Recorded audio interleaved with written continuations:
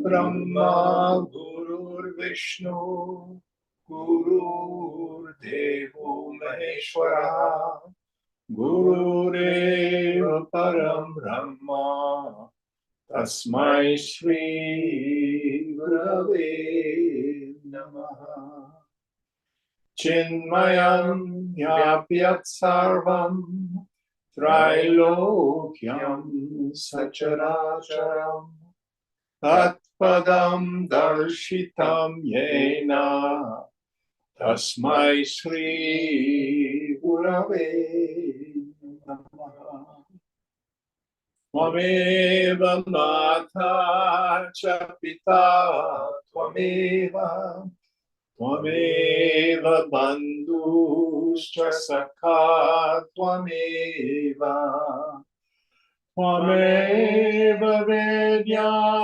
Dravinam Tvameva Tvameva Sarvam Mama Deva Deva Tvameva Sarvam Mama Deva Deva Jai Guru. Om Sahana Bhavatu Sahana Bhunaktu Sahaviryam Karavavahai Tejasvinavadhitamastu ma vidvishavahai. Om Shanti Shanti Shanti.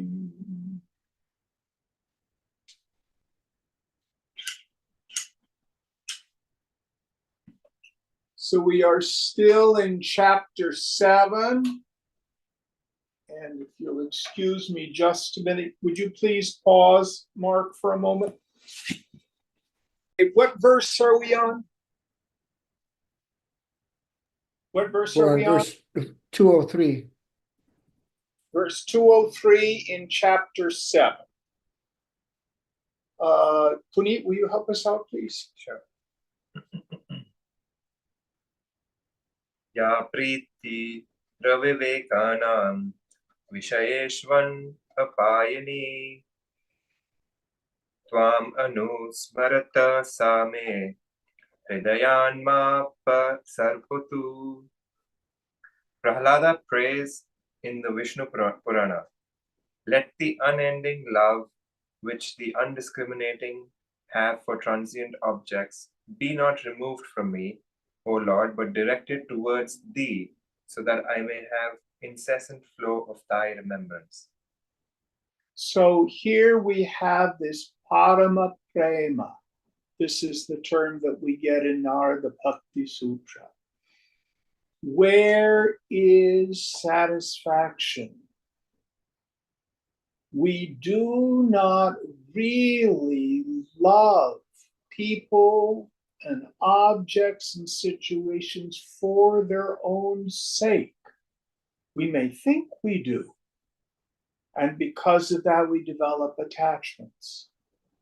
We really love them for the sake of the self.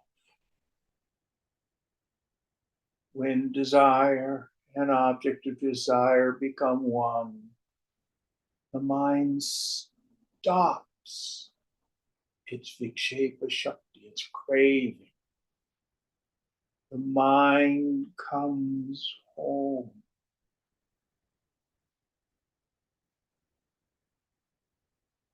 That's what we've all been looking for. That's the pearl of great price. That's the kingdom that's not of this world. what the Hebrew psalmist means when he says, taste and see the goodness of the Lord.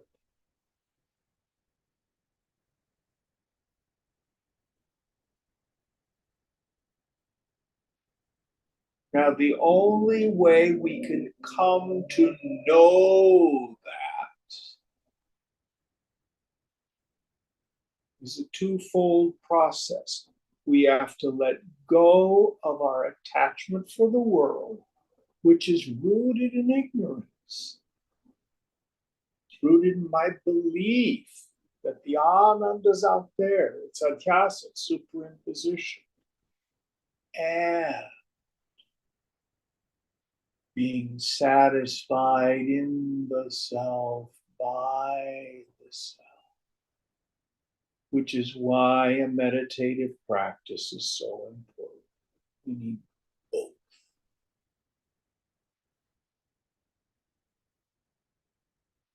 Any thoughts on this before we go on?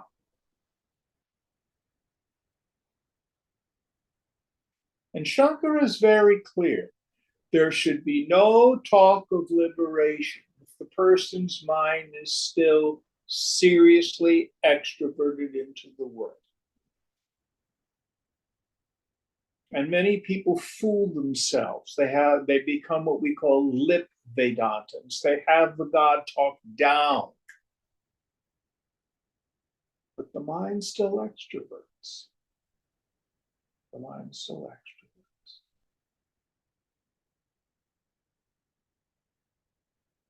And if at least for moments we can come into that deep abidance in the self.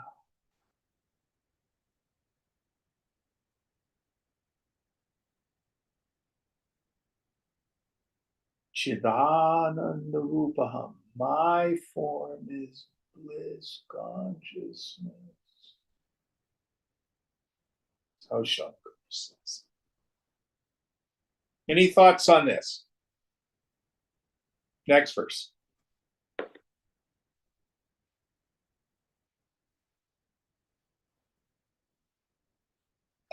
Iti jnanena sarvasmad bhogya jata dviraktadihi upasanhritya tam pritim bhoktaryeva bubhutsate. Following this method, an aspirant should become indifferent to all enjoyable objects in the external realm and direct the love he feels for them towards the self and desire to know it. Yes. So Swamiji used to say we need to sublimate our worldly desires into a desire for liberation, a desire for the self. What do we mean by sublimate? The example I usually use in the beginner's class is a college student. It's Friday night. They have an important paper due on Monday. They really want to do well in this class. It sets up their whole career. And their friends stop by the dorm room and say, we're going out for pizza and beer. You want to come with us? Part of them says, oh, yes, FOMO, fear of missing out. I want to go hang with my friends. But then she says, oh, yeah, but this paper is more important and I need to do it. No, you guys go. Have a good time. Not this time. So that's what we're invited to do. Also, Shankara says in his qualifications of a fit student, when he defines shama, that peaceful state of mind when it rests in steady contemplation of the goal after having again and again detached itself from the chaos of the sense objects to a steady observation of their defects. What are their defects? They're impermanent. I think they really exist as something separate and apart from me. And I think they're inherently joy-giving. True. I think I want those people, places, things, and conditions.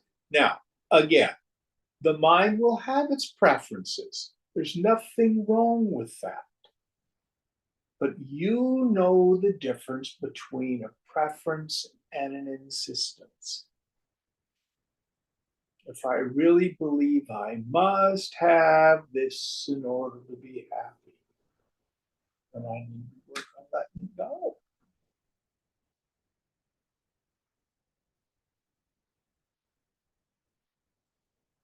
Shankar again is very clear. It is the annihilation of the vasanas here and now.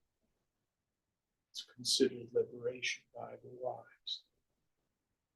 All of them have to go. We can do that in a short period. We can take lifetimes to do it. Who's to say? But if what you want is the pearl of great price, the real essence of the lamp of satisfaction, which is what this chapter is entitled, this is what we need to do. Next verse.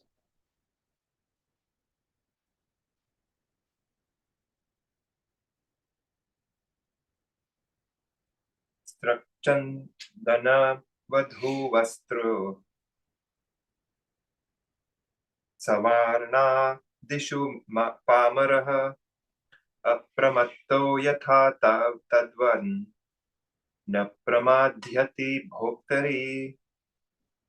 As the fallen ones keep their minds ever concentrated on objects of enjoyment, such as garlands, sandal, ointment, young women, clothes, gold, and so forth, so an aspirant for liberation ought to keep his attention fixed on the self and never falter. Yes. So the bhogi, the person, here he uses the term fallen, the person who is attached to this world. Their mind is always filled with the things of this world. And here Vidyaranya is saying, if what you want is permanent freedom from dukkha, suffering, the Buddha called it marga satya, the truth of the road of the path. It's very, very clear. Sadhana will permanently free us from suffering.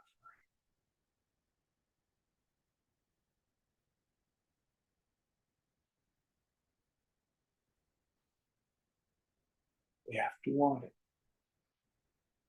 Isn't this another desire, Jim? Yes, it is. But it's a desire that removes all other desires. And it's not a dead end. Desires for the world are always disappointing because the objects have no inherent reality. They're impermanent. And I'm externalizing my ananda. But you are real.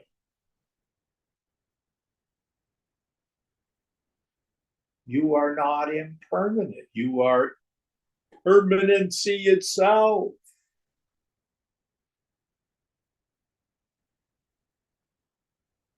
And your swabhava is Chidana.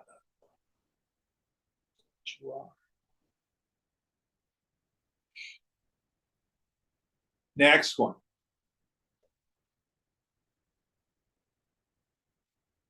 Kavya nata katarkadi abhyasyati nirantaram vijigishuryatha tadvat mumukshu swam vicharayet.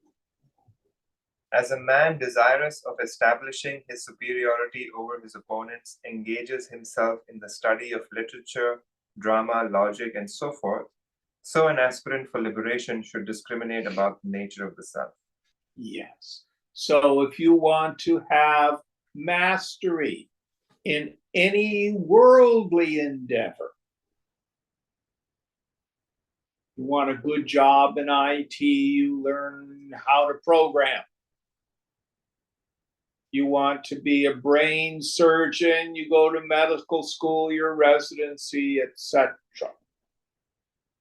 This is how we gain mastery in this world.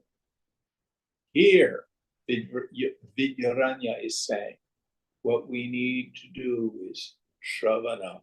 We hear the truth. We hear a process of discrimination between the real and the unreal. Mananam, we think about it. It has to be constantly in our minds. And nididhyasana, long and continuous meditation.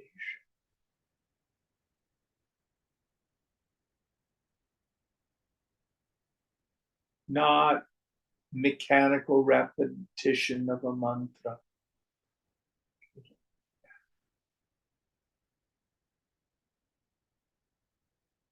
In silence. You can have an aid to meditation like a mantra, but that's only of value to bring your mind back. Or being with your breath. Or those of you who do the Goenko things, your body scan. These things are only places to park your mind. Then drop it. Tune up the mind.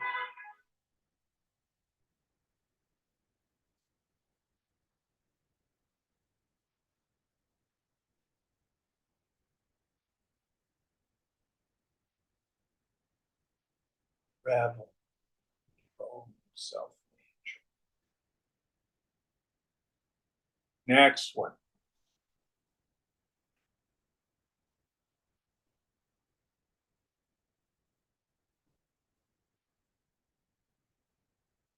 Japayago pasanati kurute shraddhaya yatha swarga devachaya tatvat kshatriyadhyat swe mumukshaya. As a man desirous of heaven repeats the holy formula and performs sacrifices, worship, and so forth with great faith, so should an aspirant for liberation put all his faith in the self. Yes. So if you want heaven, and here we can use it in its widest term, you can be a ritualist and try to go to Punya Loka, to Swarga, or you can think of heaven as being a successful person in this world. I want to climb to the top of the corporate ladder. I want to make my first million by the time I'm such and such an age. $1 million isn't very much money anymore. Let's say my first 10 million. I want to have a house, 2 cars in a garage, 2.3 children.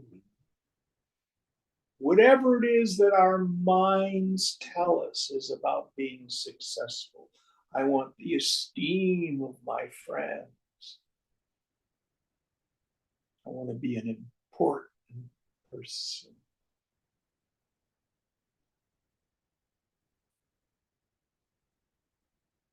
Here, what Vidyaranya is saying is take all that energy and turn it towards the infinite. This desire for liberation becomes the engine of our sadhana. Subhaj, it's an auspicious desire.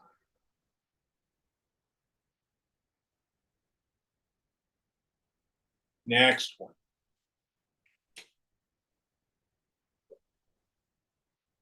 चित्तैकाग्र अयं यथा योगी महायासेन साधयेत् अणिमादि प्रेपसर्येवं विविच्यात् स्वं मुमुक्षया.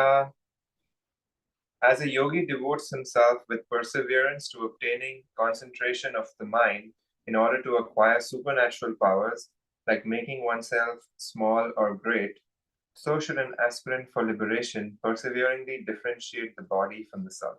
Yes. So here he's taking a bit of a slap at the Raja yogis who develop concentration, dharana. They do their pranayama to acquire siddhis, to be able to fly through the air or become as small as an atom, etc. These siddhis are not in themselves marks of a realized sage. Although many sages do have siddhis because of practices they've done in prior lives. But the Maha Siddhi is peace of mind.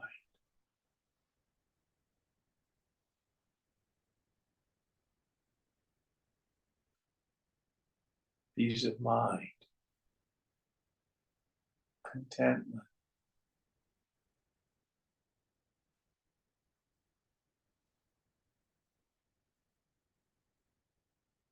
That comes from liberation, comes from discrimination in the beginning between the self and the not self. I'm not the body, not the prana, not the mind, not the intellect, not the karta, this chidabhasa that he talks about, this reflection of consciousness. Koham, who am I? Chidakash, the space of consciousness, or what he calls kutastha, still established emptiness. And then what is this world? Brahma Satyam, Jagan Mitya. Brahman alone is real. The names and forms are superimpositions, they're mithya, illusions. What's really here? Sarvam Kalvidam Brahma. All this is verily God.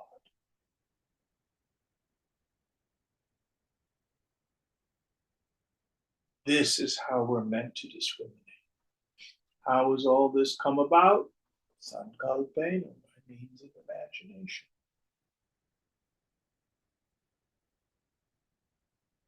Next verse.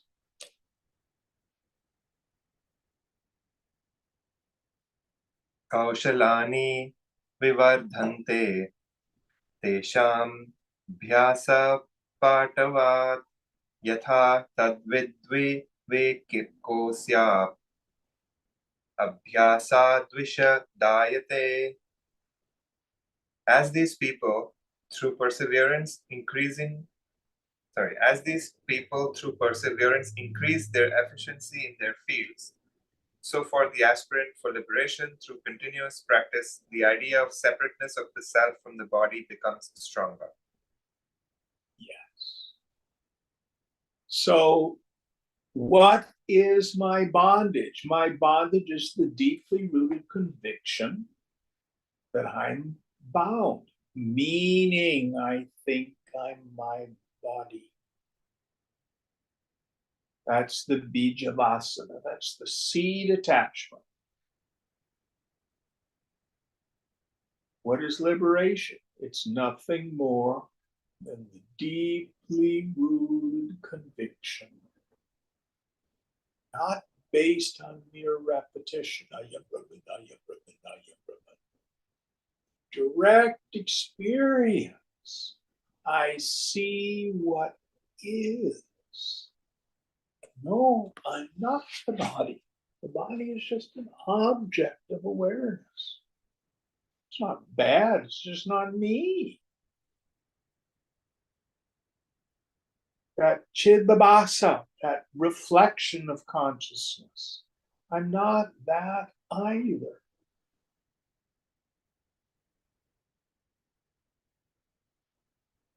And kudasta. And we have to not just repeat that, but repeat the practice of it. Stop. When I think I'm a person, the struggle of ego is jonesing away, stop it.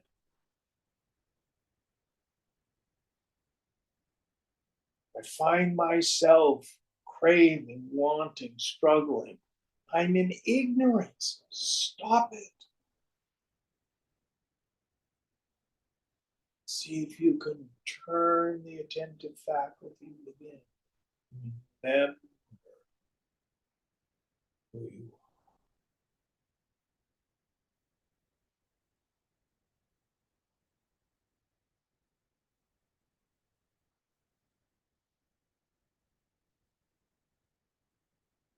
Over and over and over. When my mind tries to convince me I need this, it'll be so better if I move here. Oh, I wanna fill in the blank. Stop it.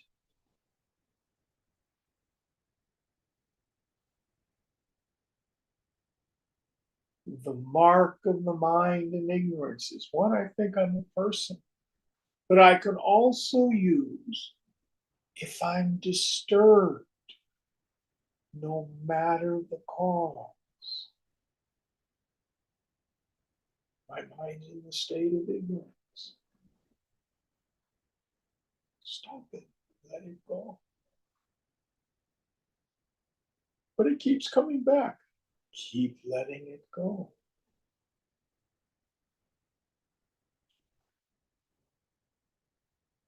Don't feed it.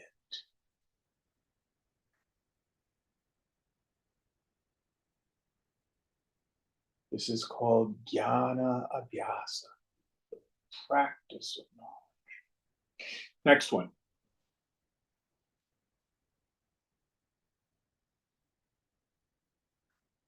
विविजन्ता भोक्तृतत्वं जाग्रदादिष्वसङ्गता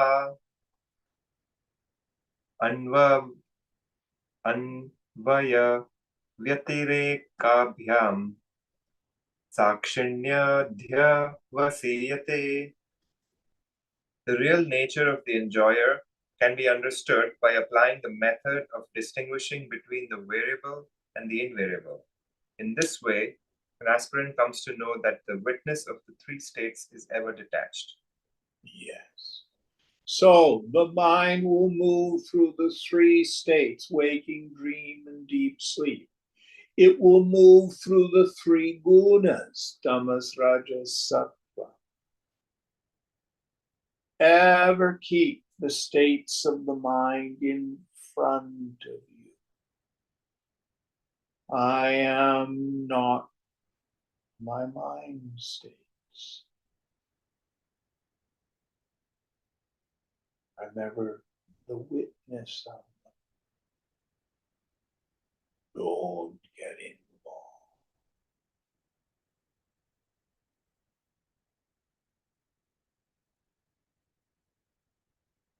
Now, as we progress,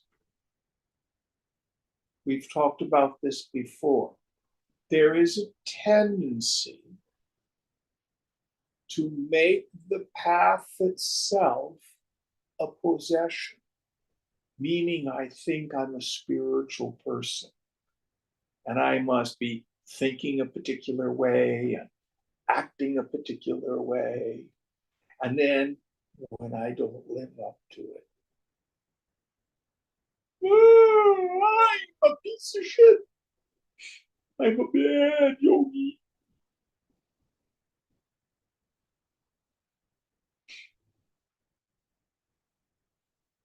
So Vidyaranya here is not saying, be a goody-goody yogi.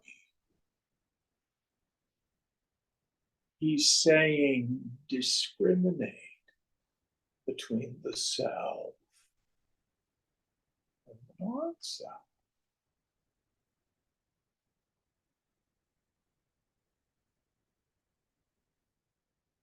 How do I know when I've done that? All the burden of trying to live up to some idea of self falls away.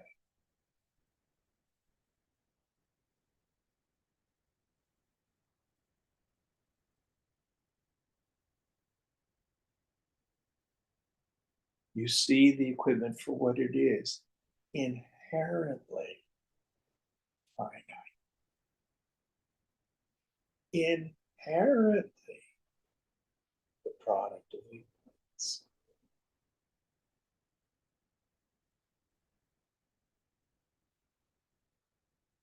Clearly see our character flaws, but they are not me. Now, this is not license to bad behavior. Out of compassion for the rest of us, don't be a jerk.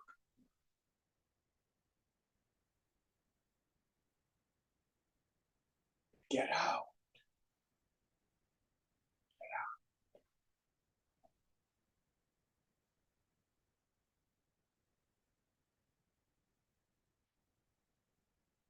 Any thoughts on this?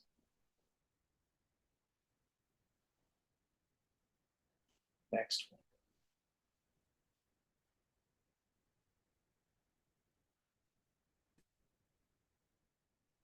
यत्र यदृश्यते दृष्ट्वा जाग्रत् स्वप्नसु सुप्तिषु तत्रैव तन्नितरत्रे यनुभूतिर्हि सम्मता. It is common experience that the states of waking, dream, and deep sleep are distinct from one another, but that the experiencing consciousness is the same. Yes. So I'm in the waking state, mind. Who knows it? I do. I dreamt last night. Who knew it? I did. Did you sleep well last night? Oh, yes, I slept very well. Who knew it? I must have. Otherwise, I couldn't remember it. What is it that's the knower of the three states? The waker ego is different from the dreamer ego. Both are gone in the deep sleep state, no ego at all.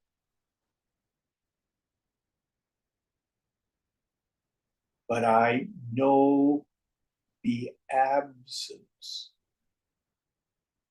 of the vimarsha, the deliberating mind. Because I can remember myself soundly. Or I could say, oh no, I woke up twice in the middle of the night, rolled over. A little bit restless last night. No.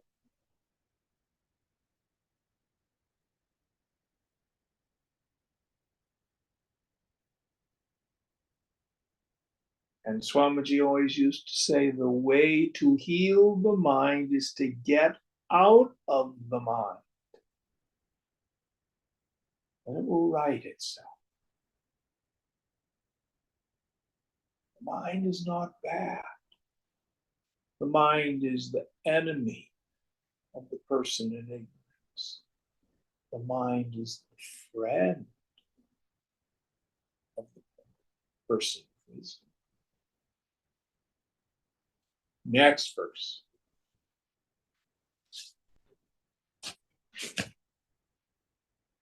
स यत्तत्रे क्षते किञ्चित् तेनानन्वागतो भवेत् दृष्ट्वैव पुण्यं पापं चेत् एवं श्रुतिषु डिण्डिडम्. The Shruti trumpets that whatever objects are cognized by the self in any state, whether meritorious or unmeritorious, producing pleasure or pain, are not carried over from one state to another. So the idea here is if I make a whole lot of money in the waking state, I can have a dream where I'm poor. Or if in the dream state I accomplish some great thing, I'm driving my sports car. Does not carry over to the waking state. And both are gone in the deep sleep state. They are just projections of mind.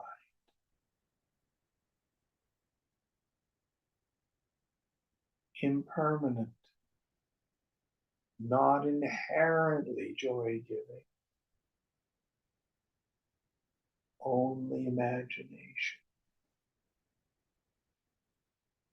Not bad. It's not real. Next verse. It could also mean that even in the waking state, you might have a lot of money, but then tomorrow it might be gone. Excellent. Yes.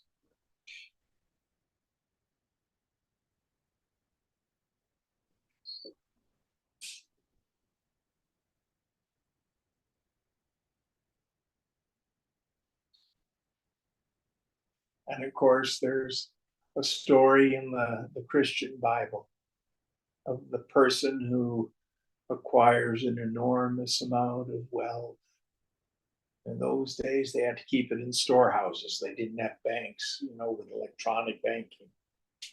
So he's contemplating building a larger storehouse for his wealth. Night as he's his head and thinking about how rich he is. The angel of death comes.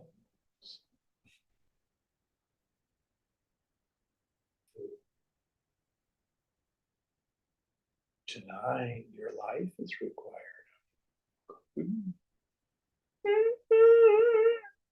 Sorry. Oh, fuel.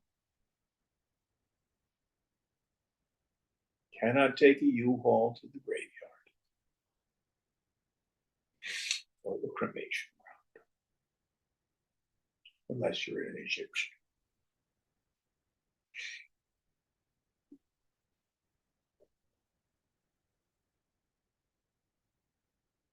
There is one thing you can take with you, and that's your yoga. My devotees never destroy Krishna's in this life. Next verse.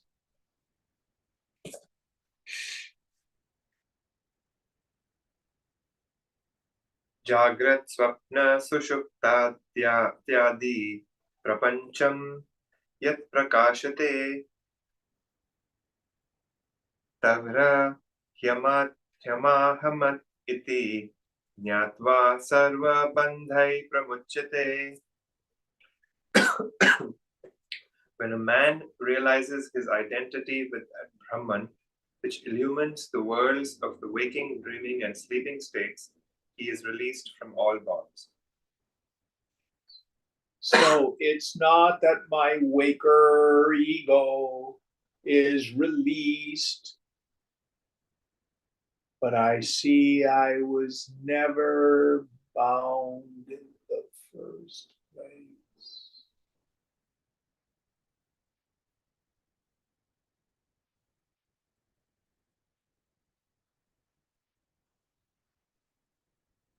I am independent of the world of name and form. The constant illuminator of it, never touched by it. So we don't realize, oh, I used to be a miserable person and now I'm liberated. No, we realize I was never born in the first place. I've always been witnessing consciousness.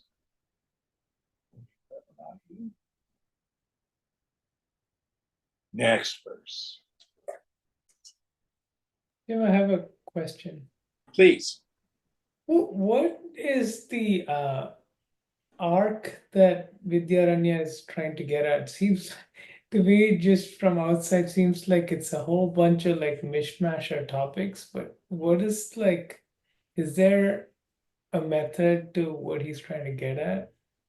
Well, what I have seen as I've made my way through the chapter, the title of the chapter is The Lamp of Satisfaction. What is it that fundamentally satisfies the human heart? And it's nothing new, Ganesh. It's nothing new. In the end, what we're looking for, we're looking with. He's a bit long-winded. You're absolutely right. And he brings in all sorts of doubts to be resolved and different things. It's a long chapter.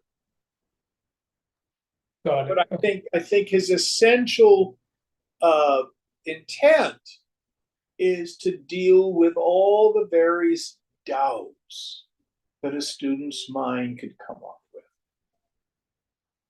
Now, I'm certainly not the last word on this. This is my first time through this text. Do you have an insight that you might want to share? No, I don't know. Somehow it feels like sometimes when it's more wordy, it's like easier to get lost in the words. But maybe that's Well, just it's sometimes it's really cool, and sometimes you're right. For me, it's a little wordy. You know, he's we get to practice detachment. okay.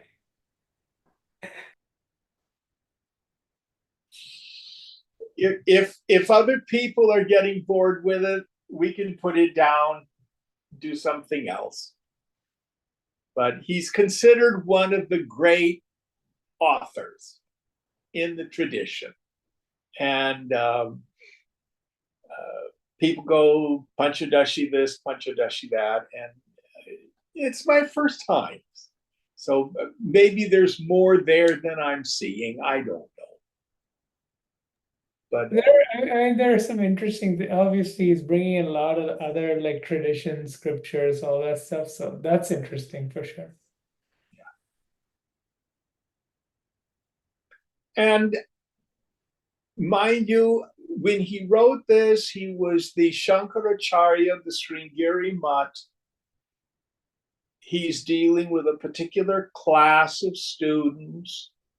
They're all brainiac kids, filled with self-confidence and opinions, and very open to arguing with him. That's part of the tradition. So to endeavor to resolve their doubts.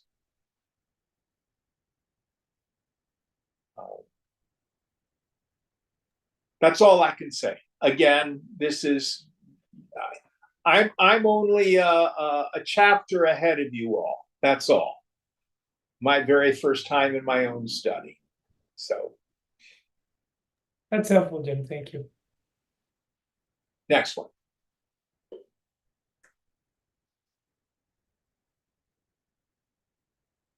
एक एवात्मा मन्तव्यो जाग्रत्स्वप्न सुषुप्तिषु स्थानत्रयव्यतीतस्य पुनर्जन्म न विद्यते. One should consider the self to be the same in the waking, dreaming, and sleeping states. That Atman which knows itself as beyond the three states is free from rebirth. Yes. So it is the knower of the waking, dream, and deep sleep states, but itself is self-evident. How do you know you are you? The self is knowing itself always. How? I'm me. My only doubt is, what is the nature of the I that I am? That problem of superimposition. Ganesh, back to your comment on the before. My experience is once one begins to grasp this, actually spirituality is profoundly simple. So I'm far more attracted to writers like Nisargadatta Maharaj or Ramana Maharshi that just go right to the heart of it.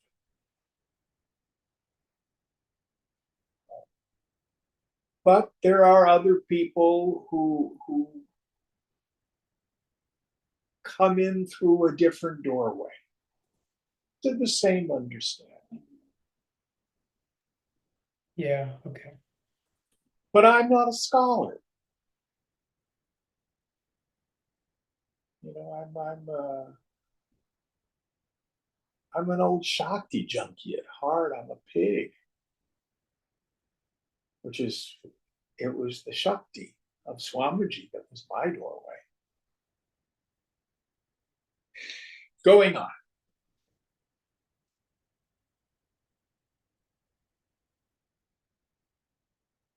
त्रिषु धामसु यद् यद्भोग्यं भोक्ता भोगश्च यद्भवेत् तेभ्यो विलक्षण साक्षी चिन्मात्रोऽहं सदाशिवः.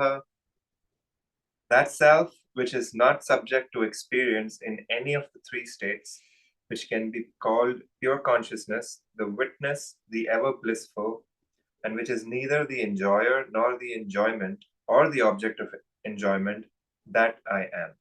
Yes. So I am not in the world of the triple factor.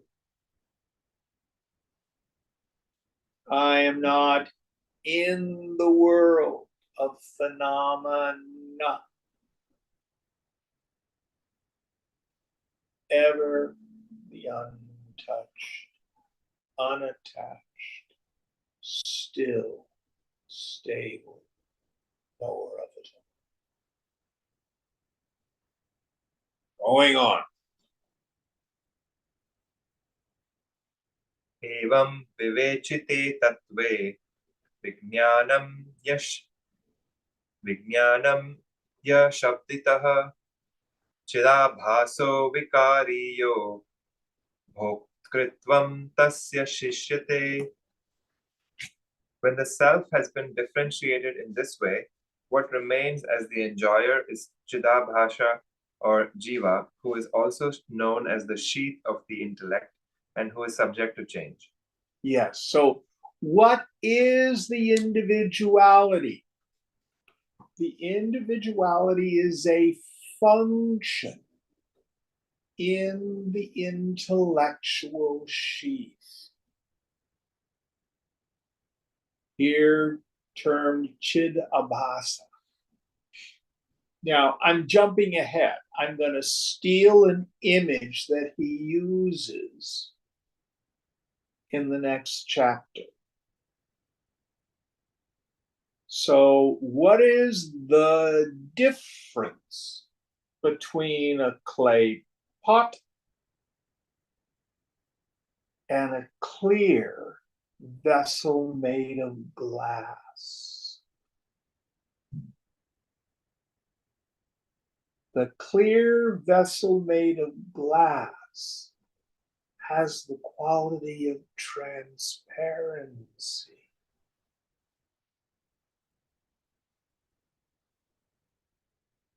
Sometimes this Chidabhasa is pretty clay-like.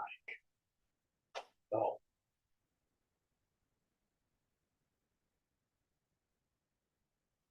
But through tapas, through vairagya, it can be like a clear glass. So the self shines through, completely unimpeded.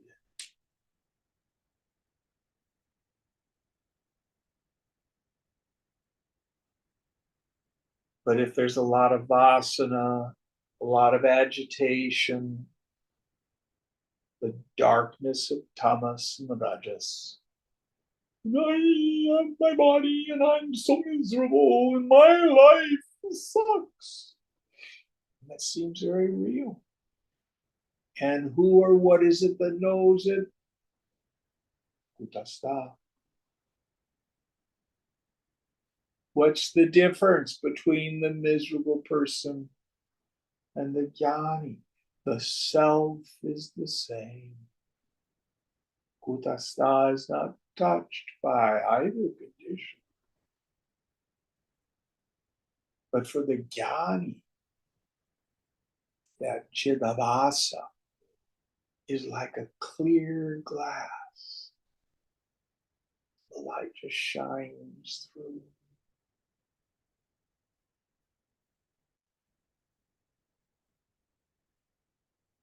A wonderful metaphor. I liked it.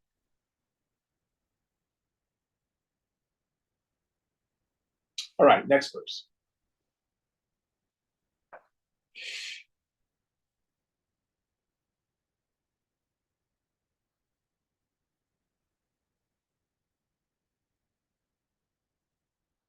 मायिकोऽयं चिदाभास श्रुतेरनुभवादपि इन्द्रजालं जगत्प्रोक्तं तदन्तपात्ययं यतः. This Chidabhasa is a product of Maya. Shruti and experience both demonstrate this. The world is a magical show, and Chidabhasa is included in it.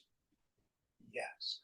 So it is by the Maya Shakti of the infinite that the phenomenal universe comes about. It creates the galaxies and the black holes and the laws of nature and the fishes in the sea and the birds in the air and your body and my body and your thoughts and feelings and my thoughts and feelings. And this reflection of consciousness caught in the subtle intellect is Chidabhasa, which comes about based on the force of the past. That is another idea. The mind of God.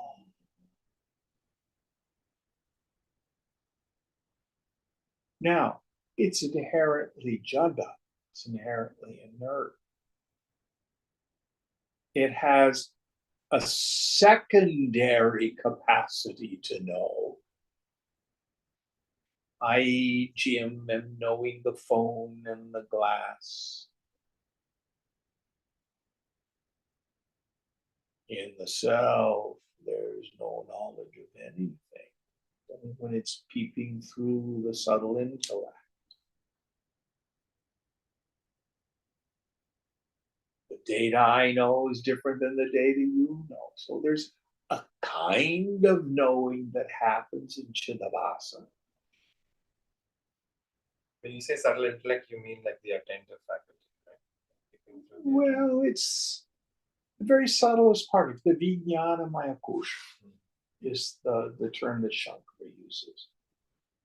So we could go back and the five organs of knowledge, plus the subtle intellect, and within it is this karta. That's what he calls it, ahankriti. Right. I use the word jiva bhavana. But what is it that has the attitude that I'm a person? That's the subtle intellect.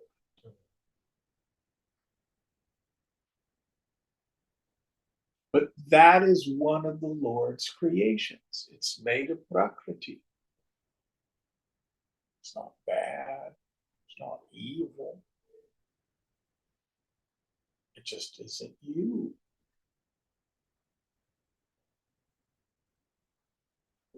And it's not inherently inherently sentient.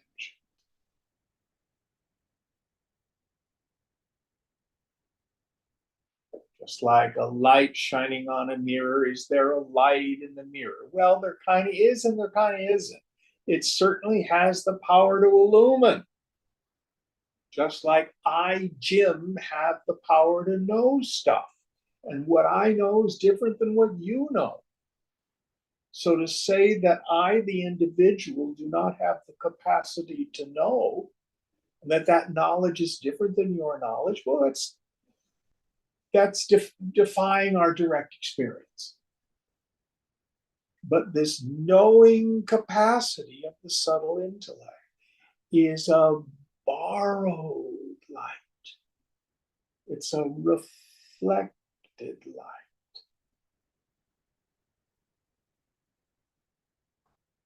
How do I know that? If you thin the mind and go looking for an individual, you can't find one.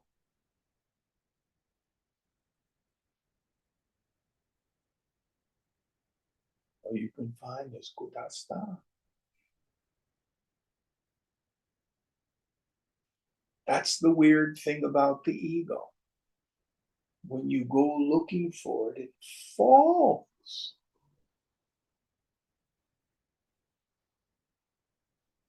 It's like shining a light on a shadow. Shadow seems to be a thing that's there.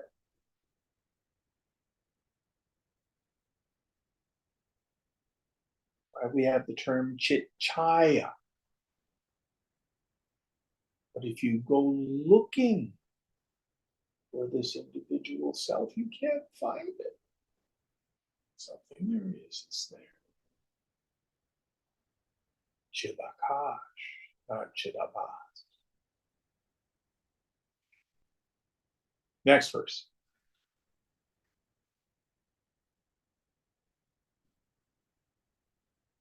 Vilopyasya suptyadao sakshina hyunubhuyate etadrisham swaswabhavam vivinakti punah punah.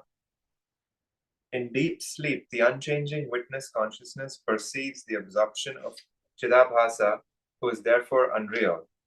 By continually differentiating the Chidabhasa, one comes to understand his unreality and his separateness from Kutastha. Yes. So, to be able to discriminate between Jiva Bhavana and the real self is the subtlest of all discriminations. And we know this Chidabhasa, this reflected self, is impermanent because it's folded up into an unmanifest form in deep sleep.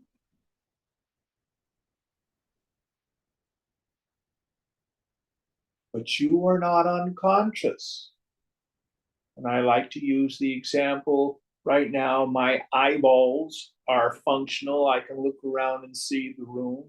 If I close my eyes, I'm not blind. I'm seeing the back of my eyelids, which occlude what's going on in the room. Eyes, nothing's changed in my eyeballs. They just were covered. That's all deep sleep is. It covers the field of pure awareness.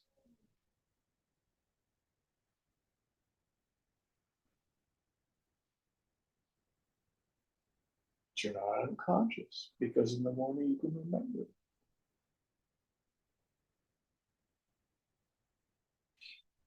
Next verse. What verse number are we on, by the way? We're going to do 219. 219. Okay, and I think we have like in the 290s total, right? In this chapter? 298. Yeah. 219. Okay. Vivishcha nasham nishchitya पुनर्भोगं न वाञ्छति मुमुष शायितो भूमौ विवाहं कोऽभिवाञ्छति. When Chidabhasa or Jiva convinces himself that he is liable to destruction, he no longer has a desire for pleasure. Does a man lying on the ground in deathbed desire to marry? So I'm not sure what he's driving at here. What I think is when the subtle intellect finally begins to discern its own unreality. Remember, where does self-realization takes place? It is in the subtle intellect. We've got two kinds of knowing going on. There is the perfect knowledge, the self-evidence of the self. Then there's that recognition that happens in the subtle intellect. It is the chid abhasa. It is this reflected self that has the insight. Oh, I'm a phony. I don't really exist, but I do exist. I am Brahman. It sees the unreality of the personal sense of self and grasps the total reality of the ground being.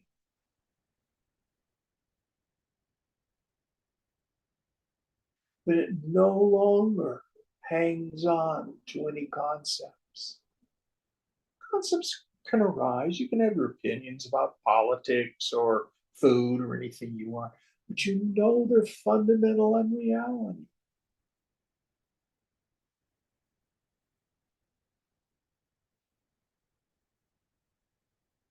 You see the virtue and the vice arise in the mind. You know, it's nothing real. But you know, nobody else's mind is real either.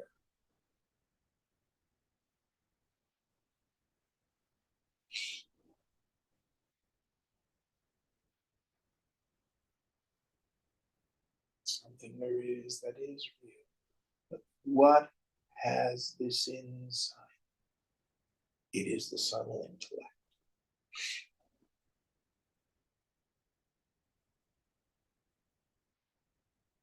Now, some of the scriptures will say it's the mind, some will say it's the intellect. He calls it Chidabhasa. Don't worry about the name of it. That's on it. All right, next one. जिह्वते व्यवहर्तु च भोक्ताहमिति पूर्ववत् छिन्न नास इव हीत क्लिश्य नारब्धं शन्नुति. He is ashamed to speak of himself as an enjoyer as before. He feels ashamed like one whose nose has been cut off and just endures the experience of his fructifying karma. Well, I'm not sure I agree with him here. I'm not sure shame is the idea, but well, okay. So I think I've shared with you my nickname for my mind when I was doing sadhana in the ashram was Buddha. When I see its foolishness, I have a foolish mind.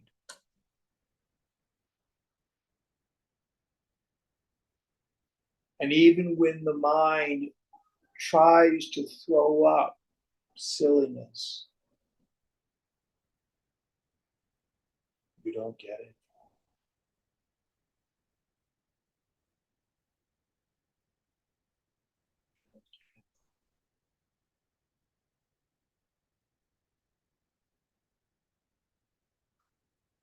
No personal sense of self is real.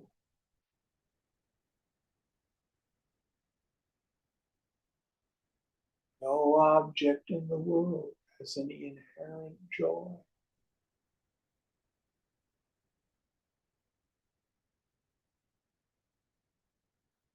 Everything in this world is nothing but sankalpa. So it doesn't matter whose it is. Brahma Satyam Jagan Nitya.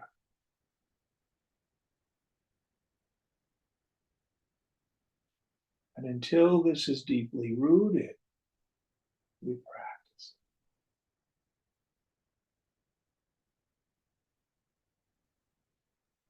Okay, we'll quit here tonight.